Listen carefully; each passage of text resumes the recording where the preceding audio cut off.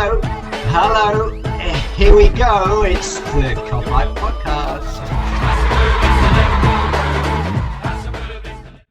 Hello everyone and welcome back to the Kopite Podcast.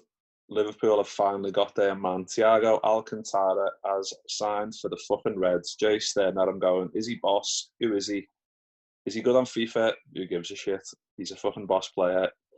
And after months and months of speculation, going on for fucking ages, he's finally signed on a dotted line and he's going to be a Liverpool player. Jay, what are your reacting thoughts to that news? I'm just glad it's done. I'm glad it's over with. I'm glad it's all this shit can just be put to bed now. Obviously, first thing we've got to say is what a player we've signed. Just the talent that he's got is something that we've been missing, dare I say it, since the Alonso days. And there's a lot of people on Twitter that are saying that it's finally arrived. The Alonso replacement has finally arrived over a decade late. But it looks like we've got a fantastic player, and I'm just so happy that it's finally over the line, mate. I mean, to add that his level of ability, dynamic, the way he plays to our midfield already, we're spoiled for choices it is. But to add Thiago to the mix as well, mate, that's just put us up another level now. Yeah, and if you look like the list we've got Hendo, Fab, Gini, Milner, Keita, Ox, Fabinho, Jones, Minamino, and now Thiago Alcântara. And like you said, when we come up against these teams, the complete opposite of Leeds, who we've just faced, who are the most open team ever, and they'll run at you and try and make stuff happen down your end of the pitch.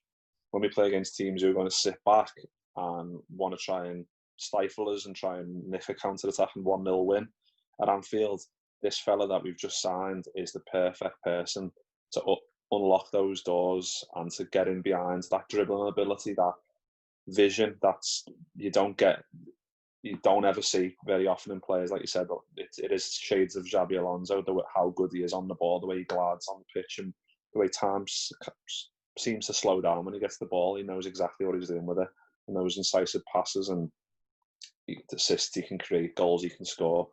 It is very, very exciting what he can do to this team, and what he's going to be joining. That those front three must be absolutely fucking licking their lips, thinking we are going to score a fucking hatful, aren't we? Even more so than they already do, mate. So yeah, I can't even add to what you just said there. I'm just, like I said, I'm just happy that it's done. I'm relieved as a fan base, because I think there was a lot of, to quote System of a Down, toxicity about the Liverpool fan base at the minute, and it was quite upsetting, really, because obviously we've been through a lot as a fan base the last 2 years in terms of what we've won and the togetherness and stuff like that, and this is sort of splitting the fan base a little bit in terms of the money, and there's been so many issues surrounding COVID-19 and everybody's been affected by it, not just Liverpool, but other clubs do business in a completely different way, and there's a lot of people that don't understand that. But I think obviously as a collective now, this is going to make every Liverpool fan happy, the fact that we've done business in the right way. We've got our man. As we're talking now, there could be other players that are coming in. There's been more news again this afternoon about certain other players that we're linked with, which is exciting.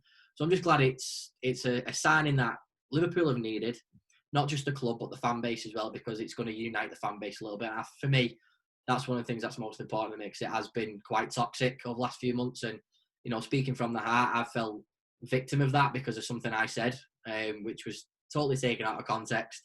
And again, there was no malice intended in what I said with that. It was just a case of a new player in, and we've finally got our man now. And I'm just so excited that we've signed a player who's won the Champions League, and now he's leaving that team to come and play for us, and that is a massive, massive statement. Yeah, definitely. And I just want to touch on the price as well, because like it's reported that it's 25 million and upfront payments of 20 in instalments, and then an additional 5 million based on success. And you think the success we could have in the team, you'd pay double that for someone of that quality. And I know he's going to be 30 next April, so he's going to be on the wrong side of 30, so to speak. But in terms of quality, and for 25 million pounds in this day and age, for a player like that who can come in, change any team in the world he went to, he'd go in and have a positive impact on their creative process and them scoring goals and uplifting, assisting goals, no doubt about it. So how do you feel about that price? It's an absolute snip, isn't it?